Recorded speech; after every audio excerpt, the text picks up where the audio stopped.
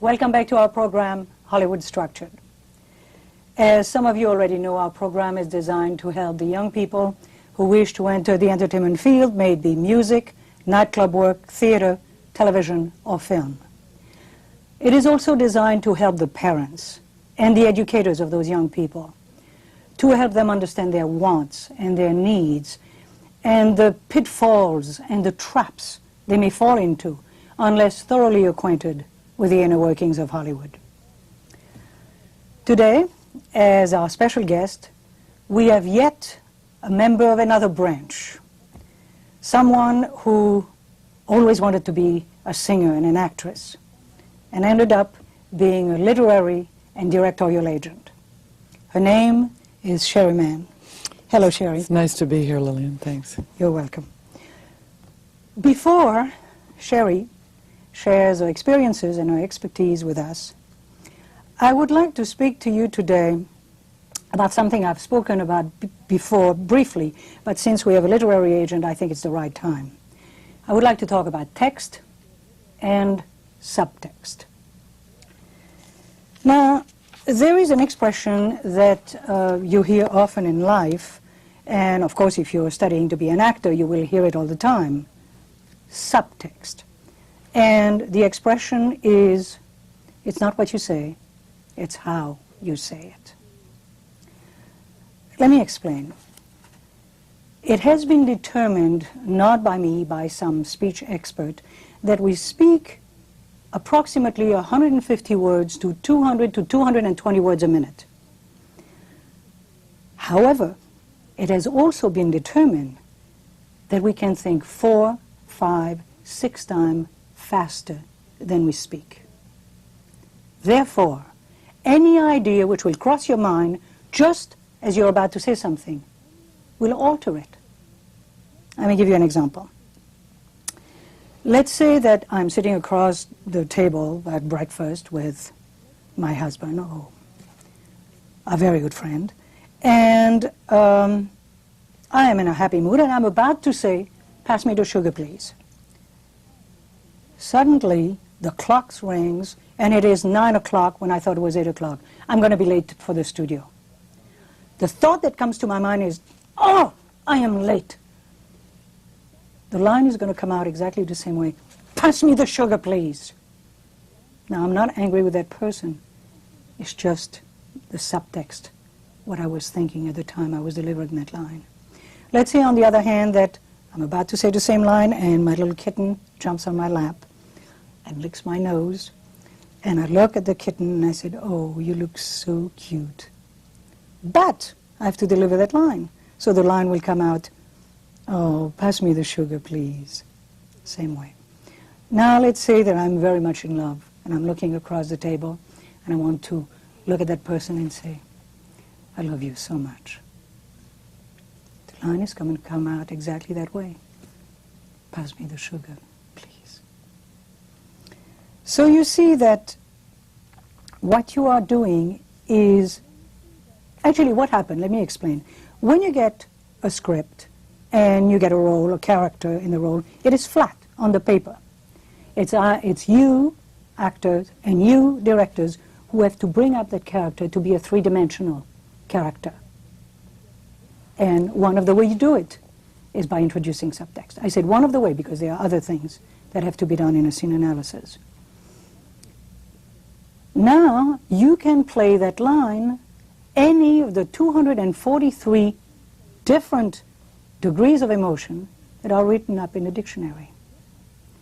The audience now will know not only what you're saying, which is that you would like some sugar, but it will know what you are thinking at all times. Or, if your character is lying, what you're supposed to be thinking to tell the audience that you're thinking at that moment, if you are lying.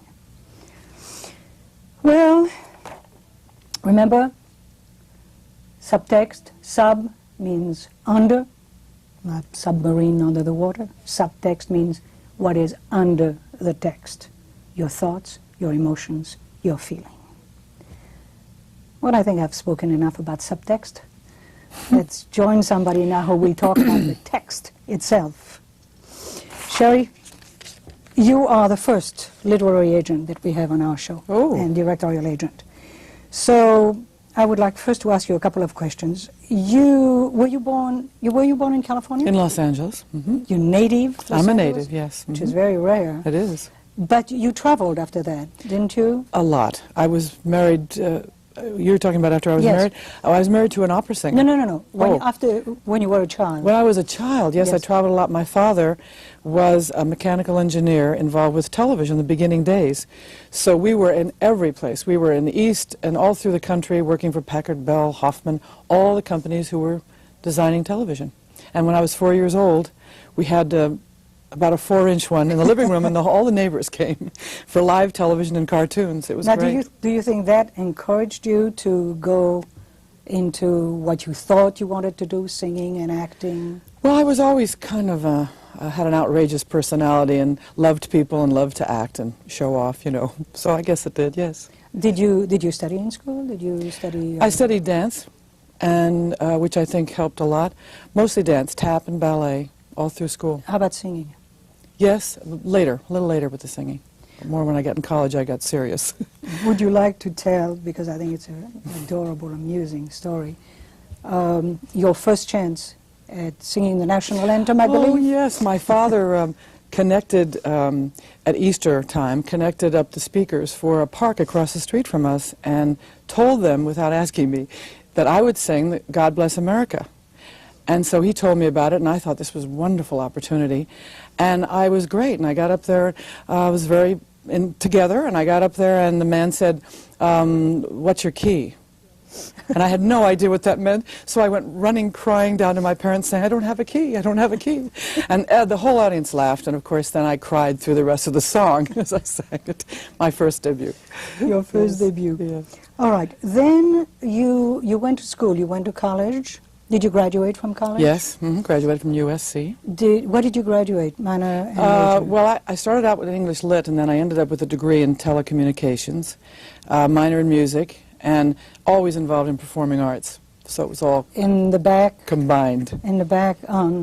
But were you acting at the time, or were you No, a actually- stage manager? And Oh, yes, I did all the background things. Yes, I did lighting and sound, everything in the back. And in telecommunications, I was behind the camera, stage managing everything. I never thought of getting in front of the camera.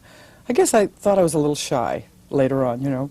But I couldn't wait. And when I got the opportunity, right after school, after I had my children, as a matter of fact, I got the opportunity to star in a show, to go to the Edinburgh Festival and star in a 1930s musical, Archie and Mehitabel. And John Ritter was Archie and I was Mehitabel. And it was such a challenge and so much fun. I just had a wonderful time. And I realized this is what I've always wanted to do. It was great. Okay, you jump over the fact that you got married and traveled and had children, which sort of sidetracked you.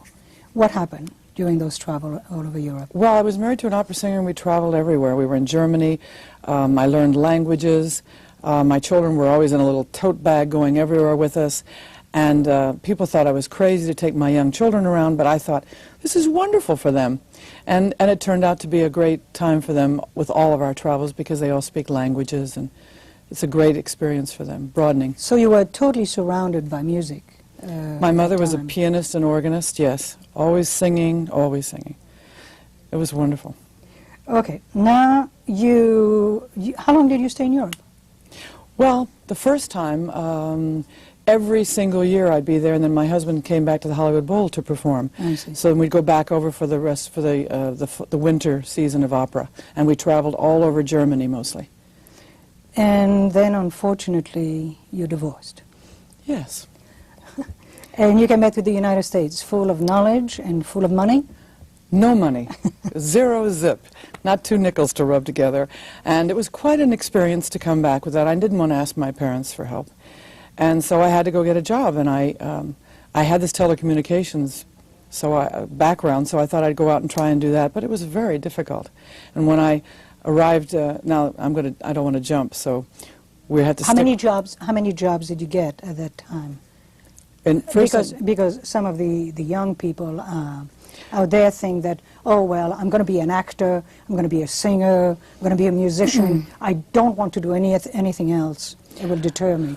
But I'm trying to stress and tell them that you must have a job. I mean, being a starving actor or a starving musician is not going to make you better. No, no, no, and I had 3 children to support, too, at the time, which made me very serious about what I wanted to do, but I didn't feel I had 100% of the time to do that, and I think that's what you need to be an actress. And so You mean full commitment? Full commitment, complete 100%, and I wished I'd had that. But I started out a little late in my life, so I had work in personnel, I was headed up an advertising agency, and I continually worked in things. I was interior design, and my philosophy has always been whatever you try, whatever you have to do, I don't care if it's digging ditches or cleaning latrines, whatever it is going to give you that experience for whatever it is you're going to end up doing. And it's just a wonderful stepping stone always, I feel. Okay, then now you have many jobs, and what happened? Well, what happened was you mean when I married Danny? Yes. I married Danny Mann, met him, and he's a very famous director, and in the back of my mind I thought, aha, I'll be married to a famous director. This is going to help my career. Wrong. As a matter of fact, we entertained all these wonderful people in show business, in the entertainment field, and no one took me seriously. I cooked well, and I gave great parties, so I had to practically beg Danny, is there any role I could play? And he's very principled, so he said, if it's right for you, but I'm not just going to give you a role because you're married to me. So I had to struggle very hard, and it was difficult, but I did little roles here and there. Now, you did all other things also on the set, which helped you for becoming an agent. The first picture we did after I was married to Danny, I was dialogue director on a Merle Oberon feature.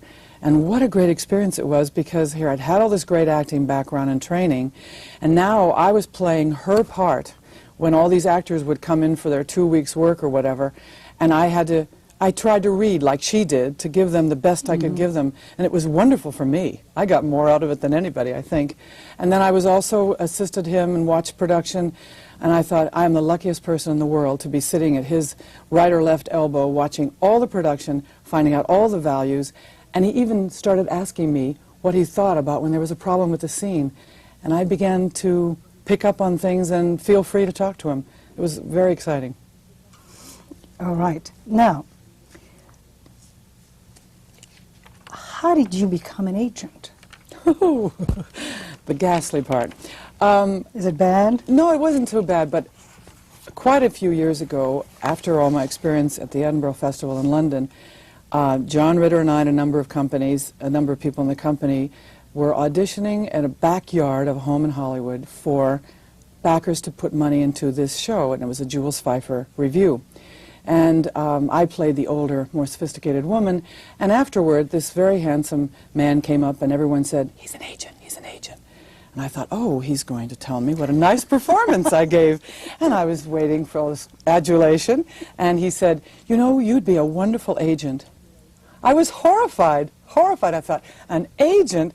Those are ghastly people. They're green slime. They're the worst. I don't want to be an agent. I was sick literally for 2 weeks thinking about it. And also because he did not recognize your talent. No, he didn't recognize my acting talent. So it wasn't until years later, when I was divorcing Danny, unfortunately, when I ran into him. And he said, well, what have you thought about it? And I said, well, I think maybe this would be great. I'd like to do it. Perhaps I could help the creative community get somewhere and get something done, and that would be a great pleasure. So I did. I've been an agent for 12 years now. And my greatest pleasure is seeing something go forward for someone in their career. Now, you knew nothing about agenting at the time. Not a thing. Right. How do you make a deal when you're an agent and you don't know how to make a deal? How do you make a deal? I got into my little office the first week I was an agent, and I had a television writer who had written something, and the business affairs at Warner Brothers wanted to talk to me. And this woman got on the phone, and I was horrified. I didn't know what she was talking about. This is against that, and all this new vocabulary. So I said, excuse me, I'll call you back. I'm going to find out about this. And I did. And I said, I'm never, ever going to get caught like that. I'm a good actress. I'm going to go out there and know what I'm doing. I'm going to go to law school. So I went to law school for a year, every Wednesday night. And as a matter of fact, when I got back after learning copyright law and separation of rights for writers and precedential cases, which has helped me enormously, I came back to the office and the agent who'd been in business for 25 years said, "You know more than I do now." I was elated, and I just love having that knowledge and the background. It's really been important.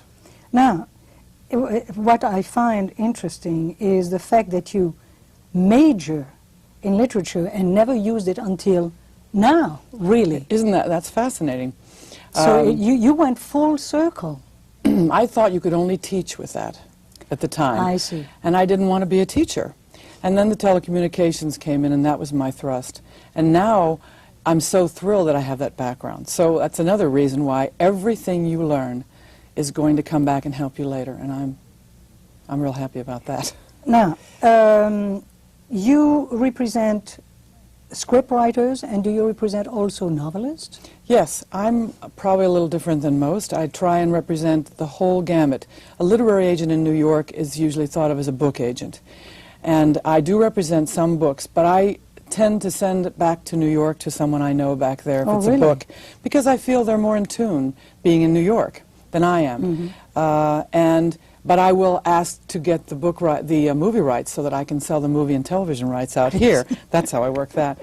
And I represent playwrights and the whole gamut, television writers, all the media, half-hour, hour, movies for television, and feature writers, screenwriters. And then I also was very fascinated with directors, obviously, having been around Danny. So I represent directors in episodic television and movies for television and also feature films. And producers, sometimes just on a one-by-one project. And then I have a composer I dearly love, I represent, and a cinematographer from Paris who works mostly in Toronto. I also have two clients in London, book writers who've written a screenplay. I see. So I'm all over. Now, I am sure that the young people out there would like to know do you read everything that comes across your desk, or do you have readers? Well, I do have readers, and the readers mostly read things that come in through query letters. And they filter that system for me because it would be impossible for me to read everything. And I'm one of the few agents who does have my doors open to new writers. And so it's a lot to read. I have to read all my clients' new screenplays that they write and all their new projects, which I do myself. Anyone I represent, I read all myself. And if someone's referred to me, I usually read those too. And it's a lot of work. It's all weekends and every night and every morning at 3 in the morning or whatever to get it all accomplished. Now, is it easy to sell a writer? Not particularly. I think What is your job? What do you have to do? Well, what do you job- bring to your clients? My job first is to find someone who's talented and has written well. That's what I care about, because it not only speaks for them, it speaks for me. So I'm not going to take someone who's not good. That's by my standards. It's very hard to sell. They have to have, particularly for television, there's step deals. It's very, you have to send the scripts out to all executives or independent producers or producers who have a deal at the studios. And it's a constant reading battle to get them to read, too. Maybe 3-4 weeks, sometimes longer. And follow-up calls constantly. And then my duty with my writers is to then tell them what I'm finding out there, what the executives and the producers are particularly looking for, or possibly for a certain actress or actor, and I give that information, feed that to my clients to help us find the right product and to market it correctly. So they do write specifically for actors and actresses? Sometimes. Sometimes. But I think that a writer should write what they've experienced, of course, or what they know the best, and with passion, and not try and write commercially or think, I'm going to write like a Lethal Weapon because that made a lot of money. It's the wrong way to think, and I feel that young people should know that. Write what's in your heart, what's in your gut. That's what you should write about. How about directors? Is it difficult to sell a director? It is, there are certain directors who are on a roll who've been known and who've already jumped on that bandwagon, and people will call you for them if they're well known. I find it's particularly hard, since I'm speaking to you about women directors are having a hard time. They're just not allowed in for some reason. They're considered a minority, or they're considered they're just not considered as important as men, and I have a hard time with that, and I try very hard to influence people that it should be the best director for the job. It has nothing to do with the sex or the gender of someone. And so I think that every woman director, and I help everyone I can, need to just keep influencing, just keep doing their projects. If you have to go out and do an independent movie and get your own money, then do it. But just continue and push yourselves in. And I hope that more women can work. Now, you are no longer, or are you still singing? Are you still singing and acting? I sing all the time, and I act all the time. My acting has helped me in being an agent enormously. It's just so amazing to me. Now, we often speak here with our guest of making the right friends that you can call on later on. Has this happened to you, being an agent? Oh, yes. I mean, for instance, we had spoken about John Ritter. His company and I are very close, and I will take projects to him first if I think he's, you know, if I think he's right for it. And many, many friends I met in college and through the years have helped me, and I knock on their doors, and some people have just the very fact that they've gone to USC, like a Barney Rosenzweig with Cadney and Lacey, or his new show, Rosie O'Neill. And he's got his big banner of SC in the background, and it helps, you know. We had him on the show. Did you? Yes, we did. Oh. Do you have any regrets not to have become the actress you wanted to be or the singer that you wanted to be? Well, I still think I am the actress I wanted to be. That's inside. And I work with Danny Mann in his workshops, which he does every once in a while, which is not a showcase. It's a real in-depth work on whatever you want to work in, even if you'd never be cast for it. And it's the most incredibly creative high I can possibly have, and I want to continue that forever. And someday, as I'm going to be producing soon, I'm going to maybe put myself in a movie. Who knows? You know, I will if it's Is that right. what you want to do? You want to produce now? I have, yes, because I think I know the creative so well that I'd be a very, very good creative producer and be extremely supportive of the creative community, and I would like to do that very much. Do you think being an agent also will help you with that? Absolutely. Because you will get your own property? Well, I can get properties, yes. I have, and I certainly know how to make deals, and nothing's going to get by me, that's for sure. So being an agent has helped me enormously in being a producer. There's no question about it. And I have many people who want to produce with me, so I'm looking forward to that next step. That's good. Yes. So in other words, you're opening a door again, you're segueing into something else. Constantly. It's amazing. And why not? And I think the young people should know that too. Please. The young people, please make a commitment to do something and bring something to this town if you're going to come out here. And also realize that every single thing you do, take the opportunity. It may not be a straight line as you think, but it will come around eventually to what you want to do if that's what your need is. I really believe that. And I wanted to ask you, you just went to Russia with the Film Commission? No, there's a little group called American Soviet Kino Initiative, which is like a producer in the Soviet Union in Moscow. And they have an office here in Hollywood, and they sponsored a film festival for Daniel Mann, my ex-husband, whom I also represent. And of course he wanted me to go with him. And we went to Moscow, Leningrad, and Tbilisi, which is the capital of Georgia, and took 6 films over there and showed the pictures, and the people were wonderful, and they loved the films. What are the films? Butterfield 8 with Elizabeth Taylor, I'll Cry Tomorrow with Susan Hayward, Playing for Time with Vanessa Redgrave, Our Man Flint, Tea House of the August Moon with Marlon Brando, and there was one more I can't remember at this moment. But it was the most incredible experience, and the people are wonderful. How did they receive the American films? They are just eating up every film they can get a hold of. You know, Gone with the Wind is over there now, and I must say that Ted Turner, of all the people in this town who has the MGM library, made 2 brand new films of Tea House and I'll Cry Tomorrow, new prints to send over.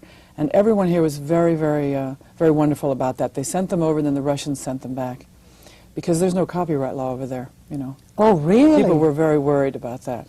So it was strictly, there was no money involved, and I think maybe there were 2 or 3 rubles involved, which went back into this OSC community. And we're hoping to, that Danny can direct a co-production. We're working on that now. Now, are you bringing some Russian directors and Russian actors here? Yes, I don't represent actors, as you know, but I'm representing now 3 Russian writers who I'm very excited about. Really? One has just been at Sundance, developing his screenplay called The American Whore, and Linda Sager, who's a script consultant here, has brought back 2 scripts for me, and I'm reading right now. They're very exciting. One's a comedy to be done in Russia and here, and so it's thrilling. I can't wait to get back there and do a film. What did you learn as an agent and as a producer by going to Russia? I learned another culture, and I learned that these people who've been repressed for so many years are naive little children in some ways and want to know everything about our freedoms and what it is.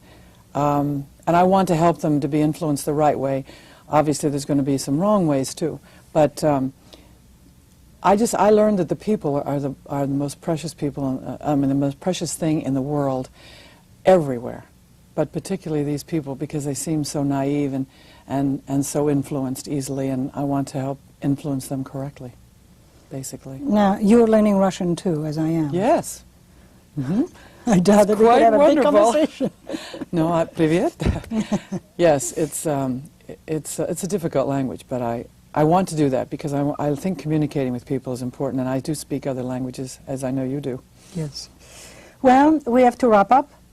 I would like to thank Sheri for her experiences and her expertise with us. What a pleasure. Thank you, Sheri. Now remember, you out there, keep watching us because we keep watching out for you. Thank you. Till next time.